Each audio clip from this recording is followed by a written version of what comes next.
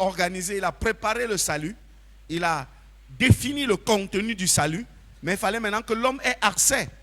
Mais l'homme devrait avoir accès comment, qu'il connaît, que ça se passe comment. Et Dieu savait que la première étape, c'est la repentance. Mais tu vas te repentir de que tu as fait quoi? C'est pour ça qu'il a envoyé la loi. La loi nous ouvre les yeux sur le péché. La loi apporte la révélation du... C'est la loi qui te fait connaître le péché. Tu ne commettras point d'adultère.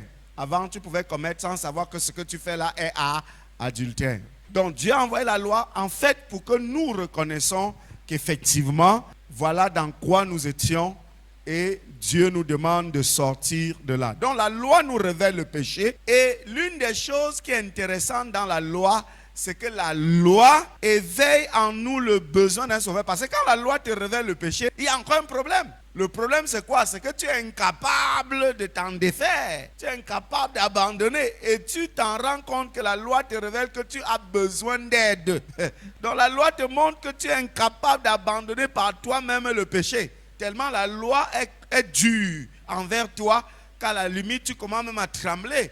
Mais après, la loi excite et éveille en toi le besoin d'aide. Par toi-même, tu ne peux pas être sauvé. Tu as besoin de quelqu'un pour t'aider à respecter la loi de Dieu. Et cette personne se révèle à nous comme la personne du Seigneur Jésus-Christ. La loi est également venue nous convaincre de ton impuissance à te sauver par toi-même. Car quand vous lisez la loi de Moïse, quand vous lisez la loi, vous partez de là abattu. Parce que toi-même, tu t'assois, tu dis, qui peut respecter tout ça? Qui sur la terre peut respecter toutes les lois là? Personne. Donc ça te montre ton impuissance à te sauver par toi-même. Et c'est parce que la loi, 1, t'a révélé le péché, 2, a éveillé en toi le besoin d'un sauveur, 3, t'a démontré ton impuissance d'être sauvé par toi-même, qu'est né dans le culte, est né dans l'effort que l'homme a commencé à faire pour essayer de plaire à Dieu.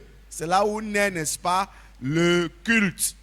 Et ce culte, à l'époque, dans l'Ancien Testament, il était fait de deux façons. Par le sacrifice sanglant qui symbolisait la mort que notre péché nous faisait mériter et que cette mort-là devait être remplacée par le sacrifice d'un agneau. Et c'est ça qui faisait que dans l'Ancien Testament, quand on allait offrir des sacrifices à Dieu, c'est parce que l'homme qui allait offrir le sacrifice se disait en lui-même que à cause de tout ce que j'ai fait, je mérite la mort. Mais Dieu me fait grâce que l'agneau s'y meurt à ma place.